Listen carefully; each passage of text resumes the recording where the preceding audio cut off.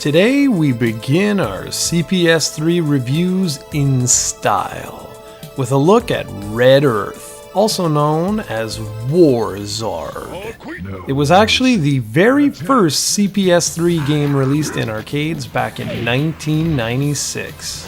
The CPS-3 was supposed to usher in an all-new era for both Capcom and arcades in general. Coming off their highly successful CPS-2 platform, but alas, the platform was not quite as popular as Capcom had originally hoped for, and sadly, arcades would never be rekindled to what they were in the very early 90s.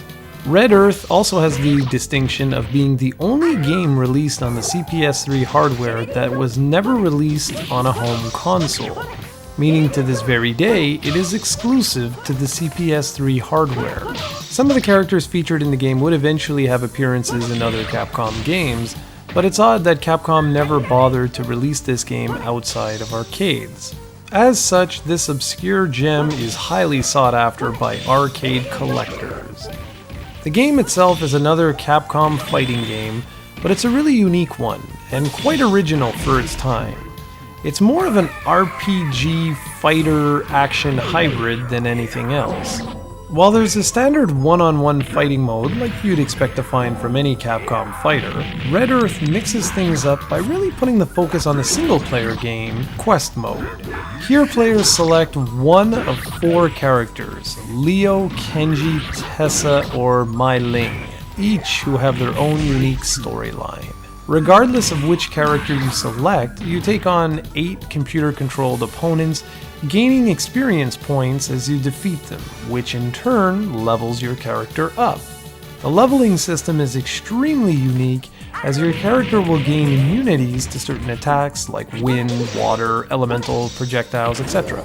And they'll even learn new movesets as they progress. There is even a 10-digit numerical password you can use to return later on with your favorite character still at the same level where you left off. While fighting, you can also unlock hidden chests and perform devastating special moves on your opponent to earn extra experience points, health boosts, and much more.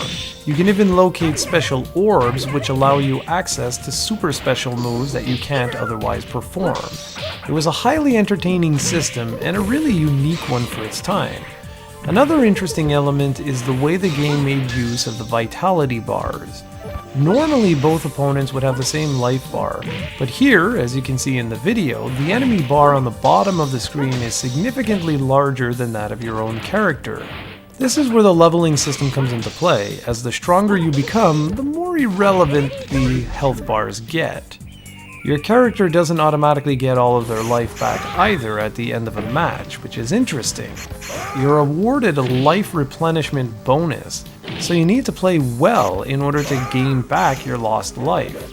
Failure to do so will make the next opponent that much more challenging, as you'll be starting with a handicap. Speaking of health, there are actually fatalities in this game. It's an interesting distinction as there are very few Capcom games with this feature. I can understand a few people being turned off by Red Earth if they didn't understand what the game was trying to do. If you came here expecting a full-on fighting game, you would most likely be disappointed, especially when you saw that there were only 4 characters to choose from. But if you dug a little bit deeper, you'd see just how special this game was.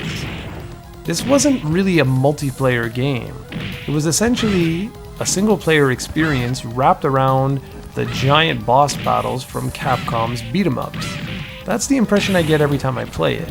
When you battle other players in the 2-player mode, you don't even have access to those boss characters. It's just the 4 core opponents, so again, I can see some people just not being too into this.